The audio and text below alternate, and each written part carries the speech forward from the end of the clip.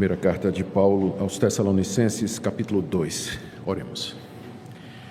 Pedimos, nosso Deus, que o Senhor ilumine o nosso entendimento quando nos debruçamos sobre Tua Palavra, dê que ela fale ao nosso coração. Em nome de Jesus. Amém. Queridos, no domingo passado nós iniciamos uma série na primeira carta aos Tessalonicenses, vendo as circunstâncias em que a igreja de Tessalônica foi fundada. As circunstâncias estão narradas no livro de Atos, capítulo 17. Paulo chega à cidade de Tessalônica, durante 3 semanas, por 3 sábados consecutivos, ele vai na sinagoga pregar o evangelho. Um grande número de judeus e não judeus se convertem a Jesus Cristo, mas então os judeus incrédulos fazem um grande levante na cidade contra o apóstolo Paulo e contra aqueles que tinham crido na mensagem dele, de maneira que Paulo é obrigado a sair da cidade para não ser morto, é obrigado a fugir da cidade para preservar a sua vida. E a ameaça não foi somente a Paulo, mas também a vários dos seus companheiros, inclusive Jason, que era um dos convertidos, foi detido pela polícia, levado para interrogatório, finalmente pagou uma fiança, foi livre, e vocês encontram o relato lá em Atos 17.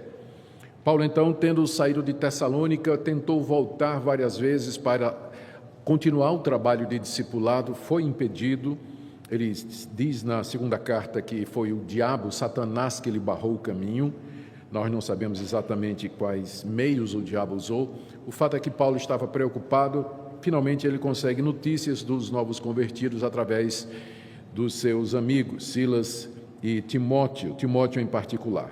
Timóteo encontra Paulo e diz que a igreja está indo bem, os novos convertidos continuam firmes na fé, apesar de todas as perseguições. Havia boatos e rumores circulando pela igreja. Esses boatos estavam sendo difundidos pelos judeus que tinham começado a perseguição, de que Paulo era um mercenário, que Paulo tinha vindo a Tessalônica, em primeiro lugar, movido por intenções escusas, e os novos convertidos estavam meio que perturbados com essa boataria a respeito de Paulo, começada pelos judeus incrédulos. E eles também tinham algumas perguntas para Paulo a respeito de alguns pontos doutrinários. Paulo, então, escreve essa primeira carta para agradecer a Deus que eles estão firmes, para encorajá-los a permanecer, para explicar as motivações que os levaram a Tessalônica e também para responder às perguntas que eles tinham e aproveitar para doutriná-los em outros pontos. Na exposição do capítulo 1 que nós fizemos no domingo passado, nós vimos que Paulo agradece a Deus pelos crentes de Tessalônica, menciona que sempre se lembra deles nas suas orações e diz da sua convicção de que eles são eleitos de Deus. Uma declaração que parece ousada. Quando Paulo chegou em Tessalônica, ele não sabia quem eram os eleitos de Deus. Mas agora, na carta que ele escreve, ele diz: eu sei que vocês estão entre os eleitos. Em seguida, ele dá os motivos para a sua convicção. A maneira como a palavra de Deus foi acolhida por eles, o fato de que eles a receberam com muita convicção, que eles se tornaram imitadores de Cristo e de Paulo, ou na ordem contrária, de Paulo e de Cristo, e que também se tornaram modelos para outras igrejas.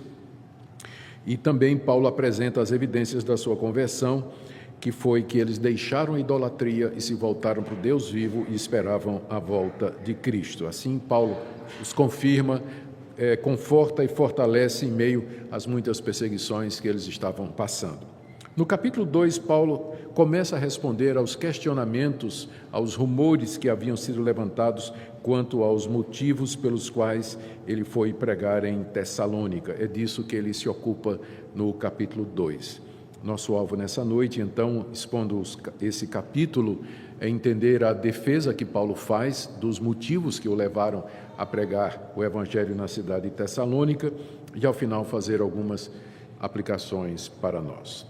O assunto é extremamente importante porque pastores, missionários e obreiros e crentes em geral são vistos com suspeita e desconfiança pelo mundo, especialmente depois que igrejas vincularam a questão financeira ao ministério pastoral. Então há essa desconfiança sobre os motivos dos obreiros, dos pastores e dos missionários. Por isso que esse assunto é extremamente relevante. Bom, entre as suspeitas que estavam sendo levantadas contra o apóstolo Paulo pelos judeus incrédulos,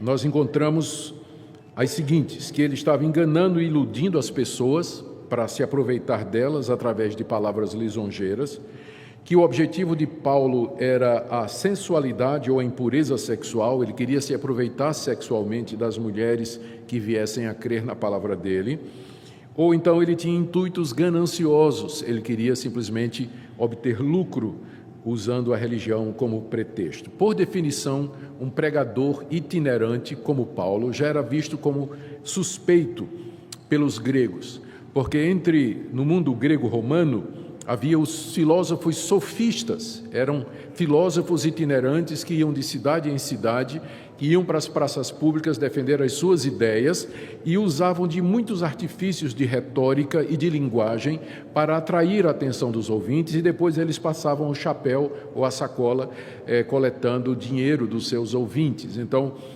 quanto mais eficazes e eficientes eles eram em comover as multidões através da arte da retórica, maior é a oferta que eles conseguiriam arrecadar. Então, esse tipo de gente já era vista como suspeita pelos gregos. E Paulo, exatamente porque ele ia de cidade em cidade pregando o evangelho, juntando discípulos e organizando igrejas, era classificado por muitos como apenas mais um sofista, mais um daqueles filósofos ambulantes que ganhavam a vida através da retórica, quando na verdade a intenção deles, em vez de convencer as pessoas, na verdade era se locupletar, era se aproveitar deles. Paulo aqui então escreve com o objetivo de responder a esses boatos que haviam a respeito das suas motivações. Ele começa dizendo, ou lembrando aos Tessalonicenses, as circunstâncias em que ele chegou na cidade, versos 1 e 2. Irmãos, vocês sabem muito bem que a nossa chegada no meio de vocês não foi em vão. Pelo contrário, apesar de maltratados e insultados em Filipos, como vocês sabem, tivemos ousada confiança em nosso Deus para anunciar a vocês o Evangelho de Deus em meio a muita luta. Paulo lembra aos Tessalonicenses que a estada dele lá não foi em vão, não foi infrutífera, como eles mesmos sabiam. A prova é o surgimento da igreja, composta daqueles Tessalonicenses, judeus e não judeus, que creram em Paulo e creram em Jesus Cristo como seu Senhor e Salvador. E isso depois que Paulo havia passado por uma experiência traumática na cidade de Filipos, como ele diz aí no verso 2, apesar de maltratados e insultados em Filipos, como vocês sabem, tivemos ousada confiança em nosso Deus para anunciar a vocês o Evangelho de Deus em meio a muita luta. Antes de ir a Tessalônica, Paulo tinha pregado o Evangelho na cidade de Filipos, e o relato está lá no capítulo 16 do livro de Atos. Depois que Paulo libertou uma mulher, uma jovem, de um espírito adivinhador, os donos da jovem, porque ela era uma escrava, fizeram um protesto contra Paulo. Paulo foi preso e o texto nos diz lá que Paulo e Silas foram chicoteados, foram esmurrados, brutalizados e foram lançados na prisão por conta disso. Mais adiante, Paulo vai apelar para o seu direito de cidadão romano e então ele finalmente é livre, mas não antes de ser maltratado, ultrajado e injuriado na cidade de Filipos. Ou seja, Paulo tinha tudo para desanimar e desistir da carreira de mercenário, porque era um dinheiro muito sofrido. Se a intenção de Paulo era ganhar dinheiro com isso, então, eu não sei se valia a pena. Se em cada cidade você tinha que apanhar, ser preso, levar chibatada, chicotada, passar a noite na prisão, um mercenário não é o tipo de pessoa que faz isso. Por isso que Paulo começa dizendo, vocês lembram em que circunstâncias eu cheguei aí para pregar o Evangelho a vocês? Eu tinha vindo de uma experiência traumática em Filipos, onde eu fui preso, ultrajado e insultado. Vocês acham que se minha motivação fosse dinheiro, popularidade, atrair as pessoas ou enganar as pessoas, eu me sujeitaria a isso, a outras maneiras mais fáceis de ganhar a vida, muito mais confortáveis do que fazendo isso que eu estou fazendo e apanhando em todo lugar como eu passo, né? Ou seja, apesar de tudo que eu passei, diz Paulo aqui nos versos 1 e 2, eu tive ousada confiança em Deus para ir até Tessalônica e anunciar o Evangelho de Deus a vocês. E Deus esteve comigo e minha estadia entre vocês não foi infrutífera, não foi em vão. O resultado é que vocês creram no Evangelho e vocês são salvos mediante a fé em Cristo Jesus. Um mercenário não faria isso. Portanto, verso 3, estava claro que Paulo não tinha motivos errados. Verso 3, pois a nossa exortação aqui é a mensagem que ele pregou, não procede de erro ou de intenções impuras, nem se baseia no engano. Aqui estão as 3 motivações erradas que eram atribuídas a Paulo.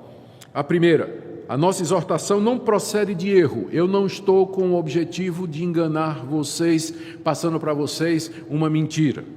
Segundo, não procede de intenções impuras. A palavra impura aqui na língua grega é a palavra costumeira para se referir à impureza sexual. Daí a nossa conclusão a nossa dedução, que Paulo estava sendo acusado de usar o prestígio dele, a verbosidade dele, a capacidade dele de falar para atrair mulheres e se valer delas sexualmente, como aconteceu na história da igreja e acontece até o dia de hoje. E terceiro, ele diz no final do verso 3, e nem se baseia no engano. A palavra engano aqui significa iludir uma pessoa para se aproveitar dela, e tem a ver com a questão financeira, enganar com o objetivo de se aproveitar financeiramente, falsidade ideológica. Paulo diz que, considerando o histórico dele, a história dele, que os tessalonicenses sabiam e eram testemunhas, né, é claro que a motivação de Paulo não era engano, sexo e dinheiro. Ele não era motivado por nenhuma dessas coisas. A partir do verso 4, então, ele apresenta as suas verdadeiras motivações. E toda vez que ele faz isso, ele, depois de explicar qual é a sua verdadeira, ele nega a motivação falsa que lhe é atribuída, afirma a sua verdadeira intenção. Ele apela a Deus para a testemunha e apela também para os tessalonicenses. Vocês sabem disso, porque eu estive aí no meio de vocês. Ele faz isso 3 vezes, são 3 coisas. Vamos tentar ver uma por uma rapidamente. Primeiro, meu objetivo, diz Paulo, não foi agradar a homens quando eu fui aí, mas agradar a Deus, versos 4 e 5. Pelo contrário, aqui ele está fazendo o contraste com o que ele disse no verso 3, não foi engano, não foi erro e não foi intenção impura, pelo contrário, visto que fomos aprovados por Deus a ponto de Ele nos confiar o Evangelho, assim falamos não para agradar as pessoas, e sim para agradar a Deus, que prova o nosso coração. A verdade, como vocês sabem, é que nunca usamos linguagem de bajulação. Aqui o apóstolo Paulo diz que ele tinha consciência de que Deus o havia aprovado para pregar o Evangelho, como ele diz aí, não é? Logo no início do verso 4, fomos aprovados por Deus a ponto de Deus nos confiar o Evangelho. Paulo tinha consciência disso, ele se refere ao seu chamado. Deus o chamou quando ele era um perseguidor da igreja, um inimigo, um incrédulo, e Deus não somente o trouxe a si e o reconciliou, mas lhe deu a tarefa de ser o apóstolo dos gentios. Deus confiou o Evangelho a Paulo. Paulo tinha consciência disso, que ele era homem de confiança de Deus. É como se ele dissesse, vocês acham que eu vou trair a Deus, o Deus que me confiou o Evangelho? O meu alvo, portanto, nunca é agradar homens, mas meu alvo é agradar a Deus, o Deus que me chamou e que me confiou o Evangelho. Essa é a minha motivação, agradar a Deus acima de tudo. Isso porque Paulo sabia que Deus prova os corações, como ele diz aí no verso 4, no final do verso 4, meu alvo é agradar a Deus que prova o nosso coração.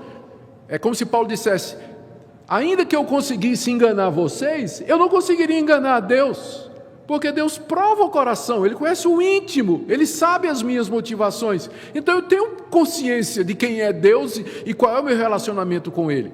E aí ele apresenta uma evidência externa, porque até aqui ele apelou para, ele está declarando, minha intenção é agradar a Deus, e eu sei quem Deus é, Ele me confiou o Evangelho, e Ele prova o meu coração. E aí ele apresenta uma evidência externa. Vocês sabem, aí no verso 5, veja como ele diz. A verdade, como vocês sabem, Paulo se refere ao tempo que ele estava lá pregando o Evangelho, é que nunca usamos de linguagem de bajulação. Qual era a prova que Paulo apresenta para dizer assim, meu alvo é agradar a Deus e não agradar os homens? A prova é essa. Quem de vocês aí pode lembrar algum momento em que eu bajulei vocês? Bajular a gente sabe o que é, não é? É você elogiar uma pessoa, você falar bem dela, mas a sua intenção é enganar aquela pessoa. Você é hipócrita, não é? Você fala bem da pessoa, elogia, coloca a pessoa no céu, né? É igual a história daquele político, né, que chegou, daquele cidadão que era muito político, que chegou para um deputado e queria um favor e tudo mais. O senhor sabe, deputado, é que para mim as melhores pessoas que existem no mundo, a primeira delas é o senhor. Só tem 2 pessoas que são dignas de ocupar essa posição que o senhor está ocupando. O deputado, quem é a primeira? Isso é o senhor, deputado. O senhor, aí o deputado disse, e a segunda? Quem o senhor indicar? Quem o senhor indicar? Então, né, bajulando e tal. Paulo não era político. Ninguém na igreja de Tessalônica podia dizer que Paulo usou de bajulação, foi político com ele para ganhar alguma vantagem, elogio ou se promover. E eles sabiam disso. Paulo tinha provas, tinha vida para sustentar aquilo que ele estava dizendo, ou seja, que minha intenção é agradar a Deus. A prova é que eu nunca tentei agradar vocês, bajulando vocês. Essa é a primeira resposta de Paulo. A segunda, está no final do verso 5 até o verso 9, Paulo diz que nunca teve pretextos gananciosos. Olha como ele fala, pegando na metade do verso 5. A verdade, eu vou ler o verso 5 todo. A verdade, como vocês sabem, é que nunca usamos de linguagem de bajulação, refere-se à primeira crítica, e nem usamos de pretextos gananciosos. Deus é testemunha disso. Também jamais andamos buscando elogio das pessoas, nem de vocês, nem de outros. Embora como apóstolos de Cristo pudéssemos ter feito exigências, preferimos ser carinhosos quando estivemos aí com vocês, assim como a mãe que acaricia os próprios filhos. Assim, com muito afeto, estávamos prontos a lhes oferecer não somente o Evangelho de Deus, mas até mesmo a nossa própria vida, porque vocês se tornaram muito amados por nós. Pois vocês com certeza se lembram, irmãos, do nosso esforço e fadiga e de como trabalhando de noite e dia para não vivermos à custa de nenhum de vocês, proclamamos a vocês o Evangelho de Deus. Em linhas gerais, o que Paulo está dizendo aqui é que Deus era testemunha, aí veja final do verso 5, de que ele não tinha pretextos gananciosos. Ele faz um juramento. Eu tomo a Deus como minha testemunha, de que eu não tinha pretextos gananciosos, ou seja, eu não comecei a pregar o Evangelho e não agrupei vocês para tirar o meu sustento ou para me valer financeiramente de vocês, como os sofistas faziam e outros pregadores ambulantes faziam. Deus é testemunha disso, mas os Tessalonicenses também eram testemunhas disso, porque Paulo diz aqui, vocês sabem, verso 6, que não buscamos elogio das pessoas, nem de vocês e nem de outros. A palavra elogios é a tradução da palavra grega doxa, que significa glória. E tanto é que a Almeida, que nós costumávamos usar, ela diz assim, não buscamos glória de nenhum de vocês, ou seja, nós não quisemos ser exaltados ou glorificados por vocês através de elogios ou de bajulação. Só que a palavra ou o conceito de glória, às vezes na Bíblia, ele é acompanhado do conceito de recompensa financeira. Querer glória significa não somente querer o aplauso das pessoas, mas querer a aprovação financeira delas, o sustento financeiro, alguma coisa financeira que demonstre quão gloriosa a pessoa é. Então nós entendemos que é nesse sentido que Paulo está dizendo aqui. Eu nunca andei elogiando vocês com o objetivo de vocês, em troca, me darem alguma vantagem financeira. Ele poderia ter feito isso. Ele poderia ter, inclusive, exigido o seu sustento. Veja o que ele diz aí no verso 7.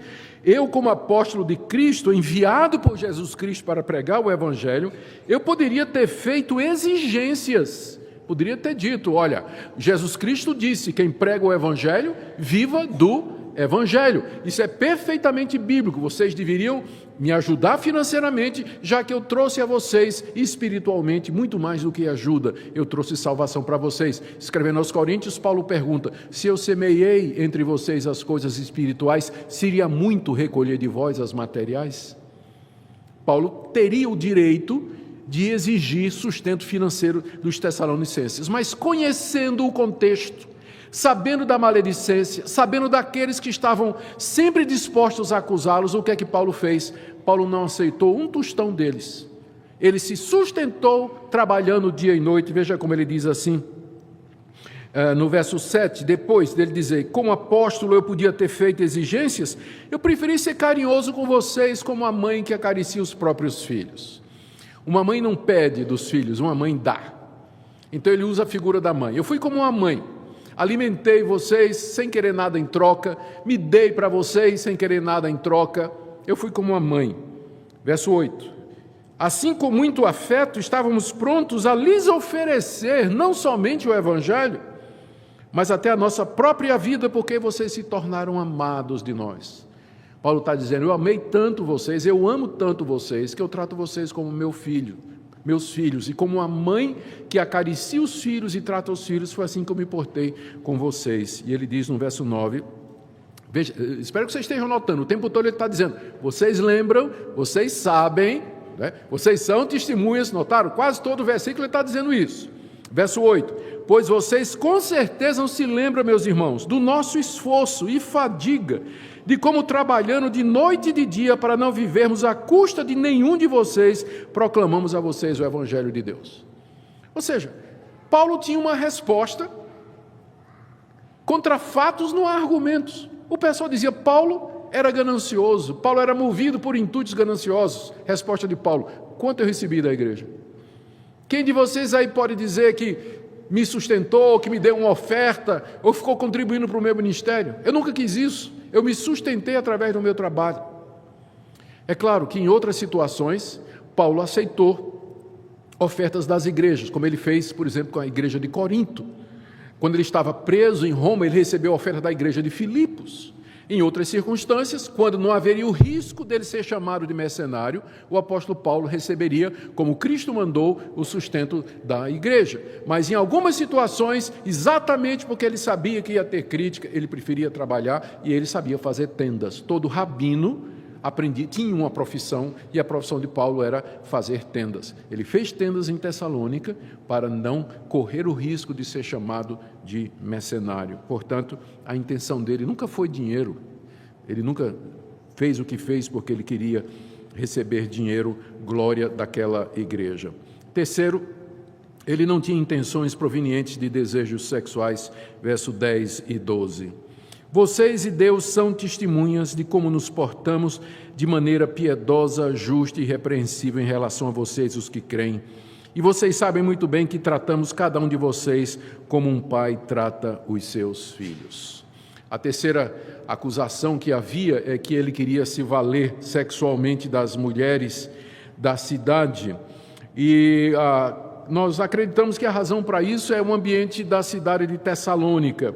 Era ali que estava o centro de culto pagão, a deusa Cabire. Cabire é uma deusa pagã, cujo culto envolvia a prostituição cultual. Os tessalonicenses, portanto, estavam familiarizados com a mistura entre religião e sexo, entre a adoração e culto a uma divindade e a prática da prostituição sexual, como sendo duas coisas juntas nesse culto pagão. E não era só a deusa Cabire, a deusa Afrodite em Corinto, em outras cidades gregas, exigiam também o envolvimento de sexo ou a participação sexual dos adoradores com as sacerdotisas para encenar o ato de fecundação da terra e assim por diante. Boa parte desses cultos eram cultos pastoris ou estavam relacionados com as estações do ano, aliás, devia dizer agriculturais, né, e relacionados com as estações do ano e por aí vai.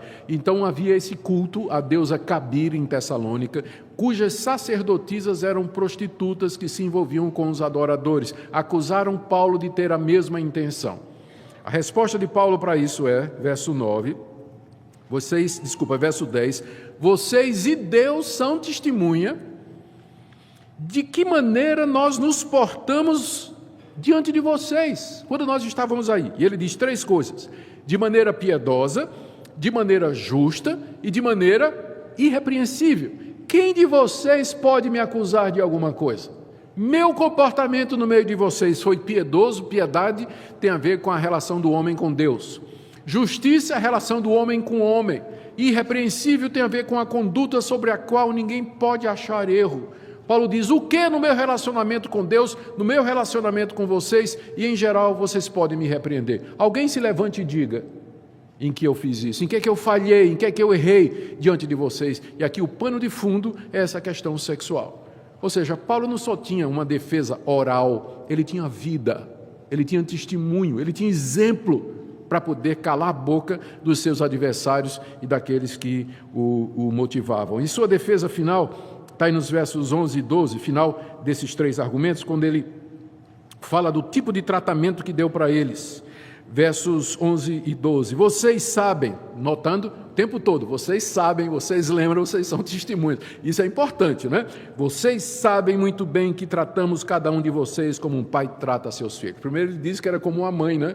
Para ninguém acusar Paulo de preconceito, primeiro ele disse que era uma mãe que cuidava dos filhos, e agora ele diz que é um pai que educa os filhos, né? Então ele usa os 2 exemplos, não tem aqui nada de machismo nem feminismo na linguagem do apóstolo Paulo.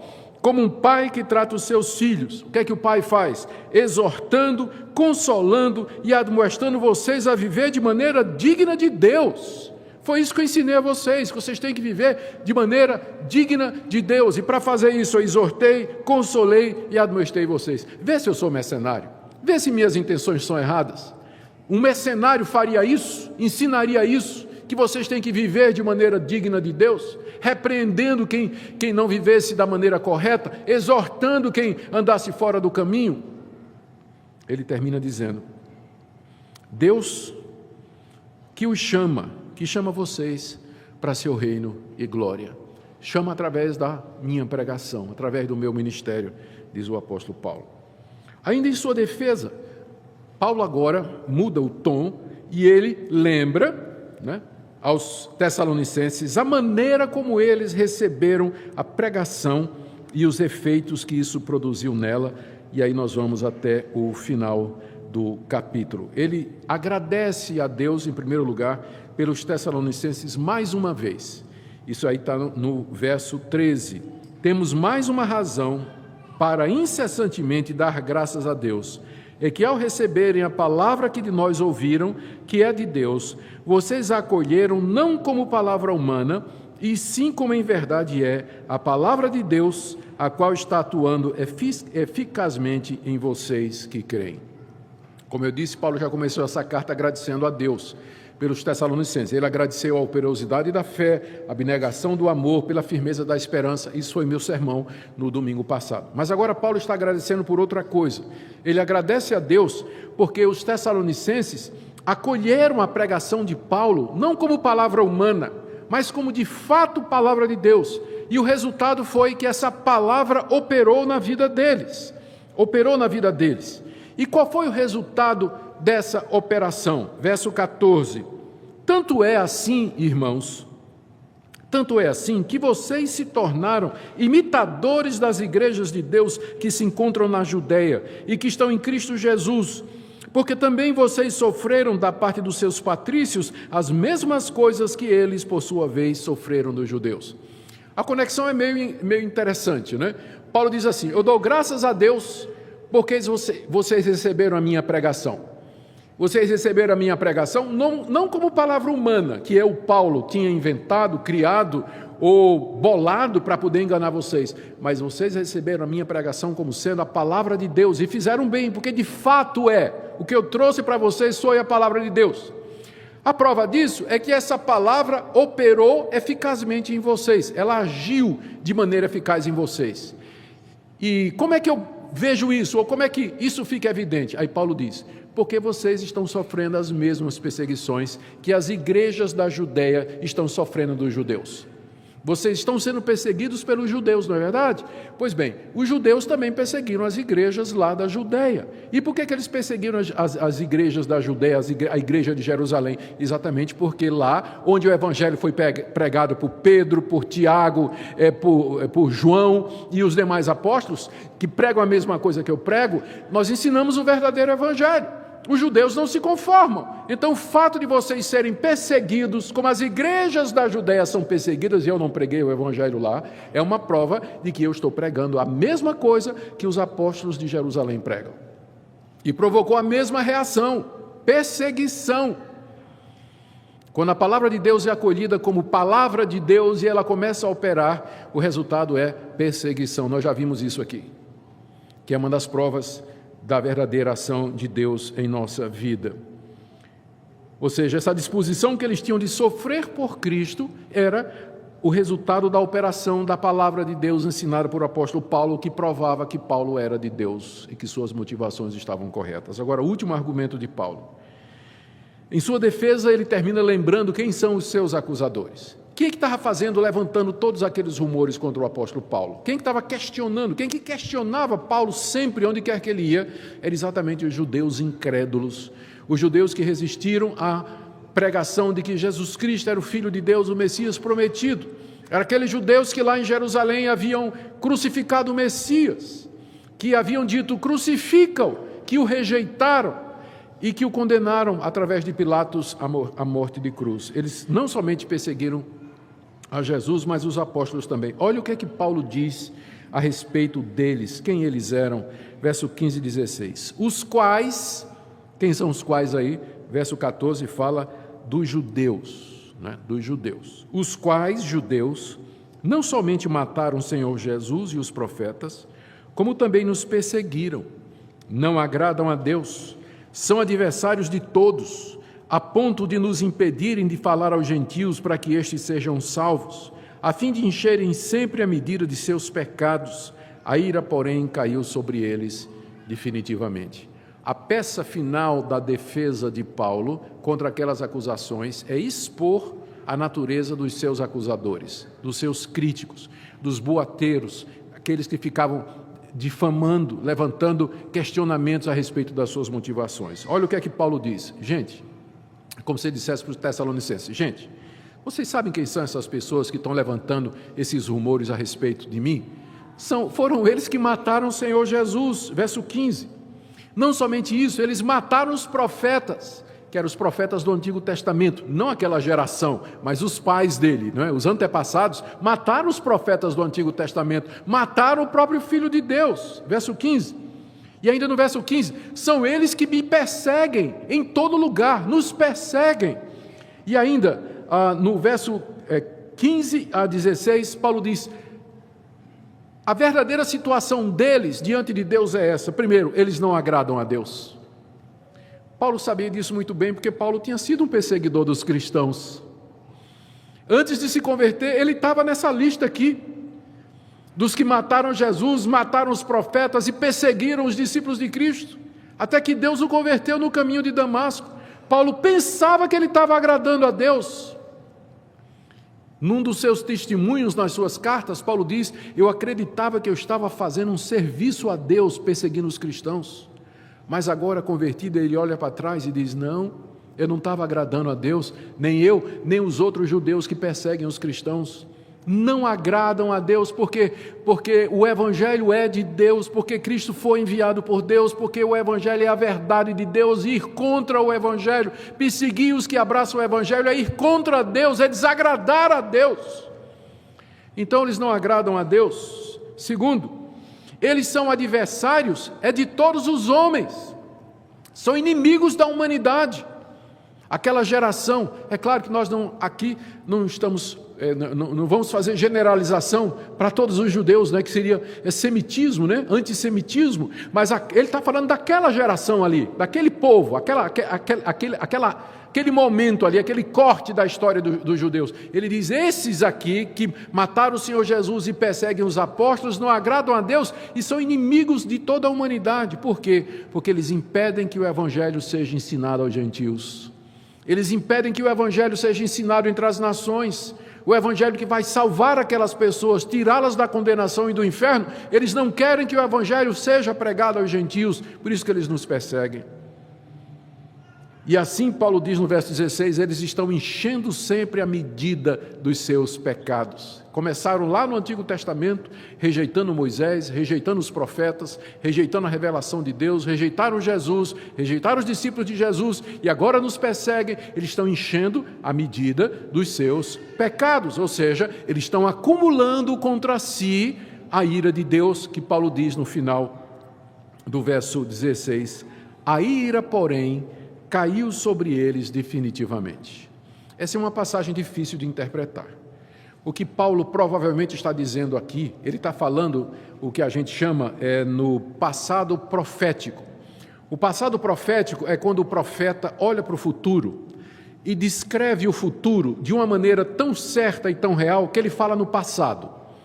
O melhor exemplo é Isaías capítulo 53. Todo mundo conhece essa profecia. Ali o profeta Isaías está profetizando da morte do Messias e a maneira como ele morreria. Mas como é que Isaías descreve a morte do Messias no capítulo 53? Não no futuro, mas no passado. Ele foi moído pelas nossas transgressões, ele foi ferido pelos nossos pecados, o castigo que nos traz a paz caiu sobre ele, ou seja, ele está se referindo a um evento que ia acontecer 600 anos depois, mas ele fala como se já tivesse acontecido. Por quê? Porque é certo que vai acontecer. Porque quem revelou o futuro foi Deus, e nesse sentido o futuro é tão certo como o passado. Então esse artifício nós chamamos de passado profético, é quando os profetas falam de coisas futuras, mas usando o passado.